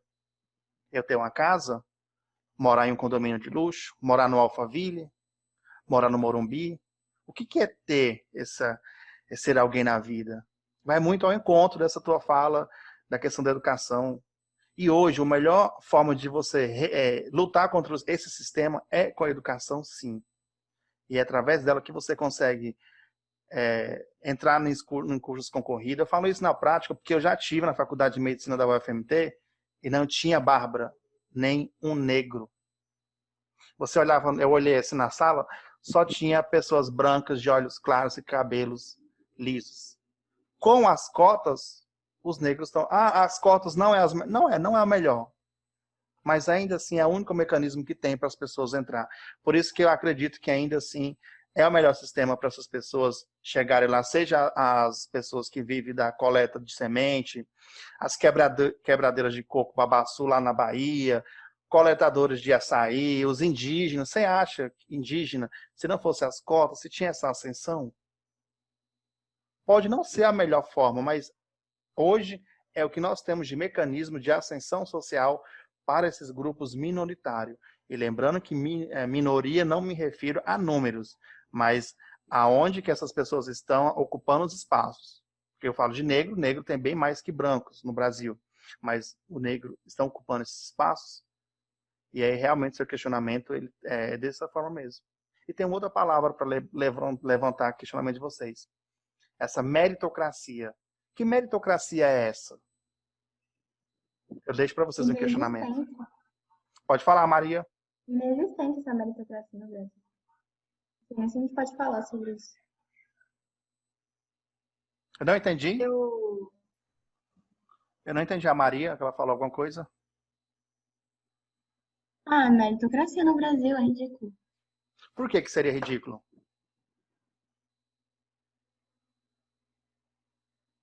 Eu não sei se eu vou conseguir organizar minha cabeça. Você quer falar, Bárbara? eu só queria falar que, tipo assim, infelizmente, tudo tem, quase todas as coisas, né, as ideias que nós organizamos, elas também podem ter aspectos negativos quando elas são concretizadas. Porque, por exemplo, uma realidade que eu vivo muito, eu sou espírita e os trabalhadores da minha casa espírita, eles fazem um trabalho social. Todo dia, 5h30 da manhã, eles se unem lá na Praça dos Marreteiros, eles fazem um café da manhã com os moradores de rua de lá. E assim, nós percebemos que uma ação solidária, ela acaba causando um ambiente de conforto para aquela pessoa, é mais um motivo para ela continuar estacionada naquela situação. Porque essa é a ideia que os moradores de rua têm. Eu estou aqui na rua, eu tenho liberdade e tem pessoas que ainda me ajudam, né, a viver essa minha liberdade. Então, é mais um motivo para eles não procurarem um trabalho, para eles não procurarem mudar de vida. Então, essa sociedade, né, com uma economia solidária, ela pode, infelizmente, também, se nós pensarmos, ela pode gerar isso. Porque se nós pensarmos no socialismo, por exemplo, tem muitas pessoas que elas já temeram o socialismo justamente porque pode ser que ele não incentive tanto os avanços científicos quanto o capitalismo incentivou. Então, assim, essa sociedade igualitária, como que eu posso dizer? O capitalismo, ele incentivou muito, assim, os avanços científicos, a tecnologia, essa competição gerada pelo capitalismo, né, dessas empresas, ele gerou descobertas de muitas coisas que pode ser que não teriam sido descobertas se fosse tudo igualitário. Então, assim, como forma de manter tudo igual, ninguém teria que exercer uma profissão que ajude nessas grandes descobertas para não se destacar.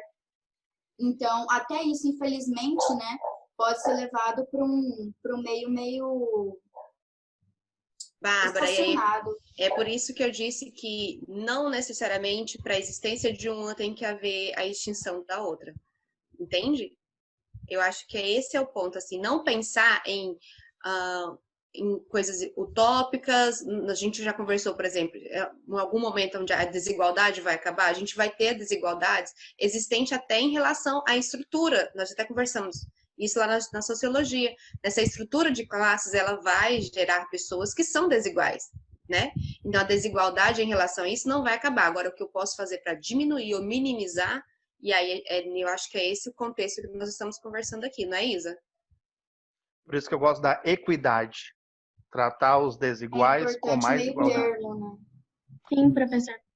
Voltando lá no que eu estava falando, que eu não consegui organizar, eu não acredito na meritocracia no Brasil por conta de trazer esse conceito da igualdade, né, que não existe no Brasil. Então, como é que a gente quer tratar todo mundo como se fosse igual, como se tivesse a mesma oportunidade, ignorando todo o resto da vida da pessoa, que ela não teve as mesmas oportunidades que os outros? Então, a meritocracia não faz sentido aqui na nossa realidade. Pessoal, o bate-papo está maravilhoso, a discussão está ótima, mas nós precisamos respeitar o horário porque os colegas têm os compromissos. Tem a Tânia, acho que a Tânia, ela entrou Isso, aí. eu ia pedir à Tânia para ver se ela quer falar alguma coisa e também os professores, se eles quiserem fazer uma fala final para encerrar a aula, os alunos também. Eu quero falar. Sim, por favor. Primeiro, boa tarde, gente, tudo bem? Boa tarde. Boa tarde. Eu quero parabenizar primeiro, né, a professora Isa, e parabenizar também os professores que se disponibilizaram a contribuir aí, professora Isa, com vocês, na construção desse entendimento, né, sobre essa temática. Achando a discussão muito legal. E quando a Josimeire falou sobre o moço lá da laranja na porta da casa dela, a indígena que vende as miçanguinhas, eu fiquei lembrando de uma situação que aconteceu há uns 15 anos atrás em Brasília. Não chega a 15, talvez há uns 12 anos atrás, numa escola que eu trabalhava, uma escola muito grande, uma escola de classe média alta. Só que e classe alta, né? Era mais classe alta.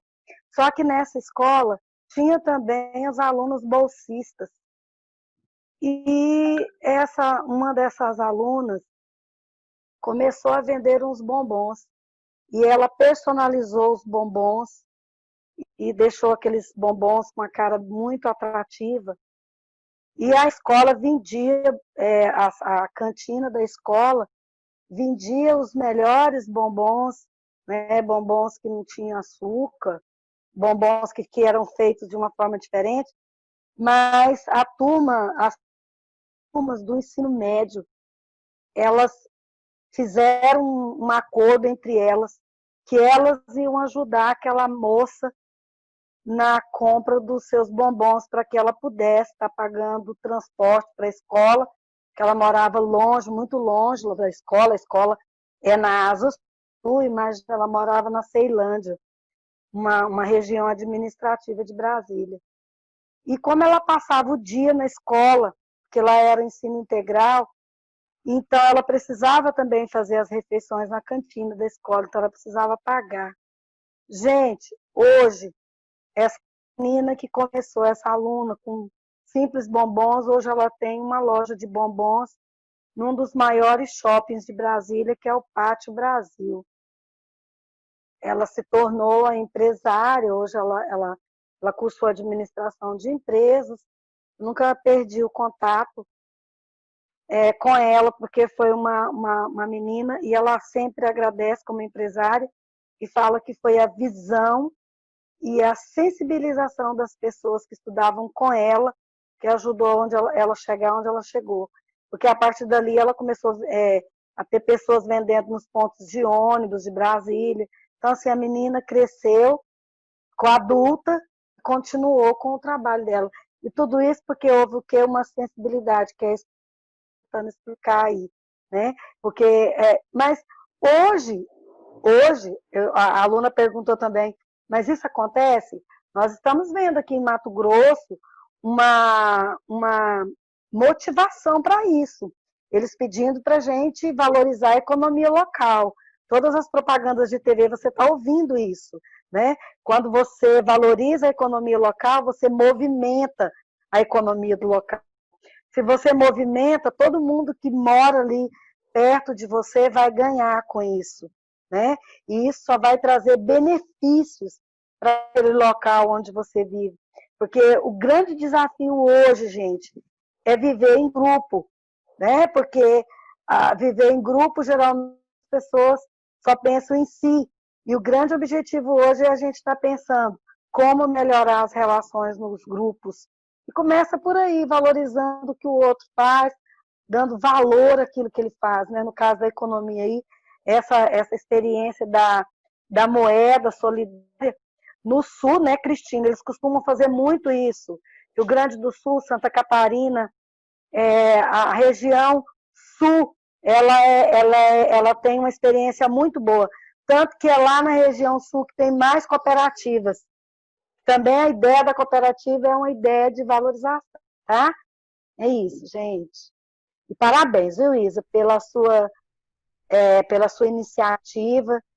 Eu acho que esses seminários, essa contribuição aí de professores, faz muito bem para eles entenderem, para poder estar escrevendo, né, gente? Porque escrever sem discussão fica muito difícil, né?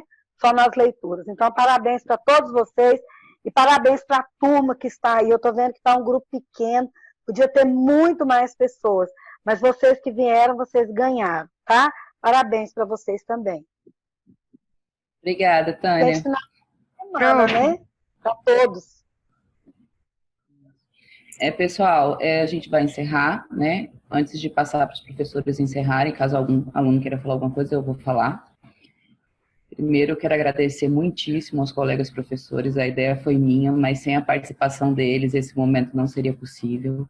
Tá? Obrigada, Josi, obrigada, Cristina, obrigado super especial para o José, que fez a arte, que está aqui disponibilizando o Zoom dele, gravando, fazendo tudo. Muitíssimo obrigada, José. Tenho certeza que contribuiu muito, que os textos de vocês, meus filhos, vão ficar muito melhores depois dessa discussão aqui. Utilize cada um dos argumentos, do conhecimento que foi construído hoje, porque foi isso que nós fizemos, nós construímos conhecimento. Se a gente pudesse continuar, um assunto puxaria outro e a gente ia ficar aqui até amanhã. Como observação em especial, como professora de redação, quero que vocês observem que a economia solidária, e assim como a moeda social, ela pode ser uma importante proposta de intervenção. Vocês lembram que o último parágrafo da redação, que é o parágrafo de conclusão, para ganhar 200 pontos, vocês precisam ter uma proposta de intervenção inovadora. E a economia solidária é uma proposta de intervenção inovadora, tanto para os problemas sociais do nosso país, né, que é essa questão da desigualdade social, como também para a crise ambiental que a gente vive no momento, tá? E também para muitos outros problemas, e se vocês conseguirem ver um gancho, uma relação entre um assunto e outro, que foi basicamente o que a gente viu aqui, né? Olha, a professora de exatas, dentro da aula de redação, alguns alunos vão ficar assim, não, o que tem a ver a Cristina? Tem tudo a ver, como vocês observaram, tem tudo a ver. Né? A Josi ali com o olhar dela, tanto de geógrafa, né, Josi? Né? E também na filosofia, na sociologia, o José também, que contribuiu maravilhosamente bem. Pessoal, muitíssimo obrigado, tá? Muitíssimo obrigada mesmo. Eu já convido vocês, para que, se possível, nós podermos repetir isso com o segundo e primeiro ano, porque eles também gostam de fazer Enem. E a Cristina já disse que já vai introduzir esse conteúdo lá. O primeiro ano eu vou trabalhar com matemática financeira, Isa. Então, acho que tem tudo a ver, a gente fala de câmbio, a gente fala de porcentagem, então dá para fazer também um contexto. O segundo ano eu já trabalhei estatística este ano com eles. Eu não sei se seria possível a gente poder juntar as 3 turmas num dia só, se fosse possível a gente discutir, ganhar tempo, mas eu acho que eles ganhariam muito, e nós professores também, porque eu vou contar a verdade para vocês. Eu aprendi muito com vocês hoje. Fiquei maravilhada, obrigada pela oportunidade, tá? Precisando, tá aqui. Eu te perguntei, não tem mais tempo não, porque eu queria estudar mais, porque eu fiquei encantada. É interessante. Gente, eu acho que uma proposta era, os colegas que não falaram nada, poderia pelo menos falar, mas nem precisa ligar o vídeo, só para a gente ouvir vocês também, o Igor, a Milena, a Sara, a Camila. Eu falo. Então vai, Vitória. Então, falou ali sobre o Sul, né? Daí eu lembrei, meu pai mora em Angoboa e tal, já morei lá também, e lá fica muito enraizado na cultura essa questão da feira, né? Tipo, na minha família mesmo, limão, principalmente. Tipo assim, nossa, não, deixa pra comprar limão na feira. E carne assada todo dia de domingo. É muito raro você encontrar, assim, um dia que não vende, sabe? Vende tudo, você tem que chegar antes pra comprar cedo. Porque chegando 11 horas o trem já vendeu tudo. E, tipo assim, é isso mesmo, sabe? Tipo, lá eu acho que eles têm muito disso, de valorizar, sabe? O É local isso. mesmo. Igual cuca, a vizinha faz cuca, não sei o quê, o povo vai lá e compra. É bem isso mesmo, leite, tem cara que Pano de entrega prato. leite. Aham, essas coisas. A Ana Carolina, Milena, a Sara, a Camila, Isis, Igor, nós também não ouvimos a voz de Opa, vocês hoje. acho que eu não tenho muito a acrescentar, não, professora. Eu só posso dizer que eu aprendi bastante na aula de hoje. Foi bem interessante o tema. Eu também, só queria E é agradecer isso. por ter ajudado. Foi muito bom. A Sara tem um comércio, que eu sei. Eu tenho Eu também comercial. queria. Não tem, Pode não? falar. Não, minha mãe tem a lanchonete, só que são produtos que são comprados, entendeu? Então não tem nada de caseiro. Mas sua mãe vende salgado. Ou ela compra ou ela produz? Não, é comprado. Mas olha a cadeia. Ela compra o produto e vende o produto. Então alguém também está ganhando. E tem a ver isso sim. A mãe dela tem uma lanchonete lá no pronto-socorro. Não sei se todos sabem. E aí ela compra o salgado de outra pessoa e revende o salgado. Então a mãe dela ganha, ou a pessoa que faz o salgado também ganha. A prefeitura não sei se ganha porque tem que pagar alguma taxa. Então são cadeias de pessoas que estão lucrando com esse processo também. Tem a ver. Matéria-prima que alguém vende, né? O frango, a farinha, o óleo, sei lá, o óleo acho que é a sua mãe que faz, né? O óleo que ela compra, então tudo isso.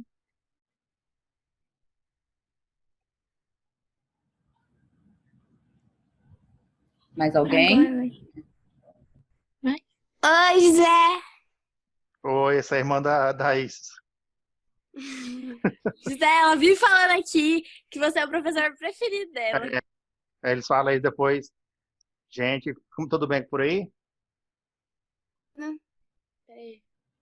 Milena, você Tudo. fala alguma coisa, Milena?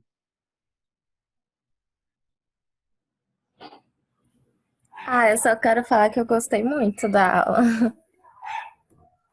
Foi muito bom, aprendi muita coisa. Então todos falaram. A Camila também. Falta a Camila, Bonfim.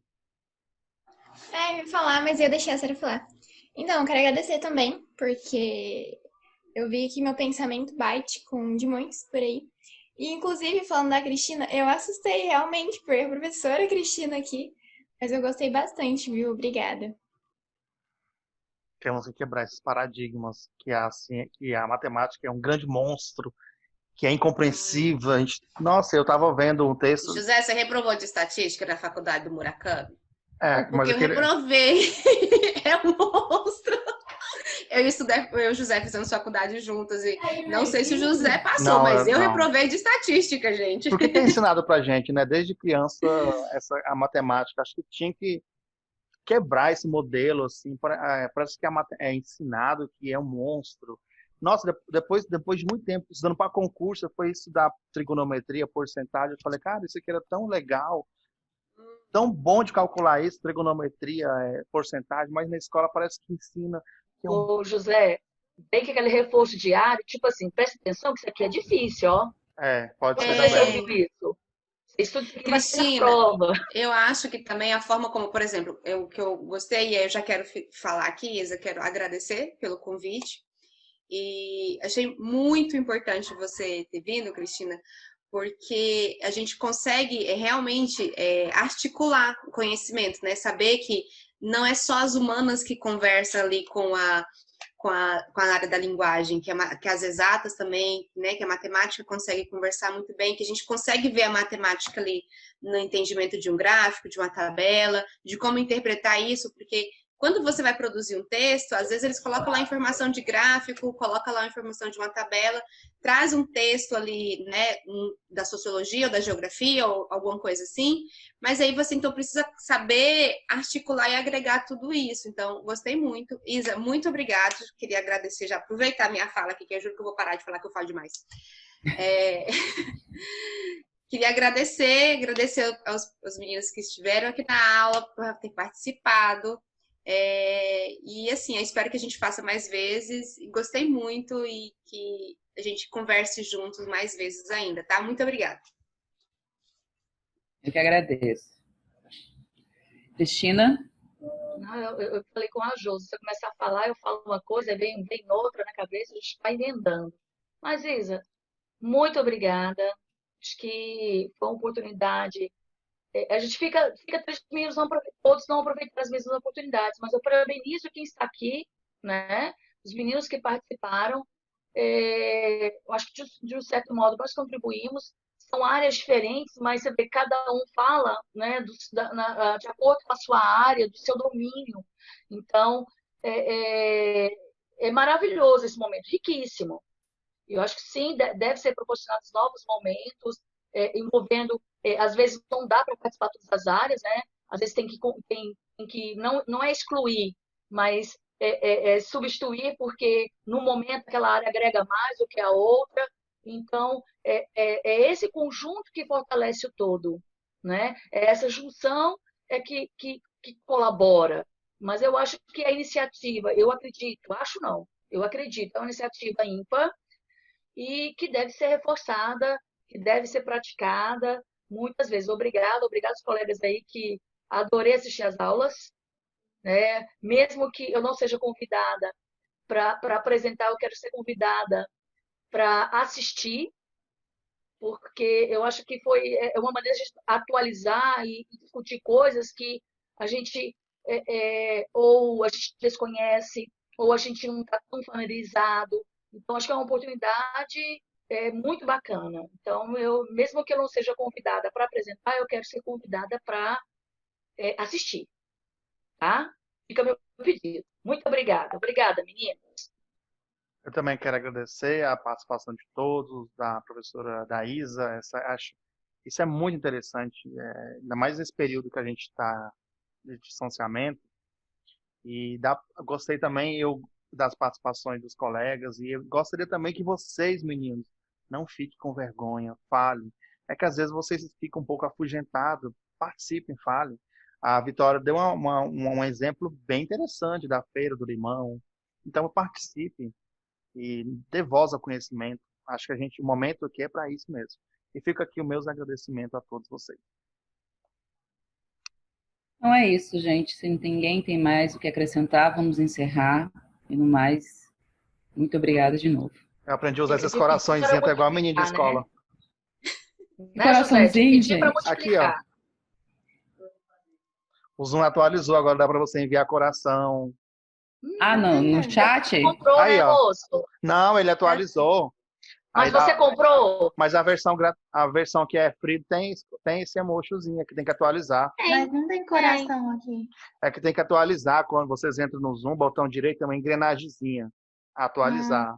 Aí tem porque agora. O coraçãozinho não apareceu pra mim, o coraçãozinho tu tá falando. Pra mim também não. Tem o show. Temos que atualizar. Aí, o Igor tem. Tchau, ó. Cristina. Obrigada. Tchau, até mais. Só tem o joinha também. José, não Então, esqueça até de me mais. dar a Tá, lista eu vou de te passar chamada. agora. Gente, Tchau. Tchau, obrigada. Isa, professora. depois me Obrigada. passa também, porque eu vou colocar como participaçãozinha lá para sociologia e filosofia. Tá bom? Ok. Coloca um pontinho para eles.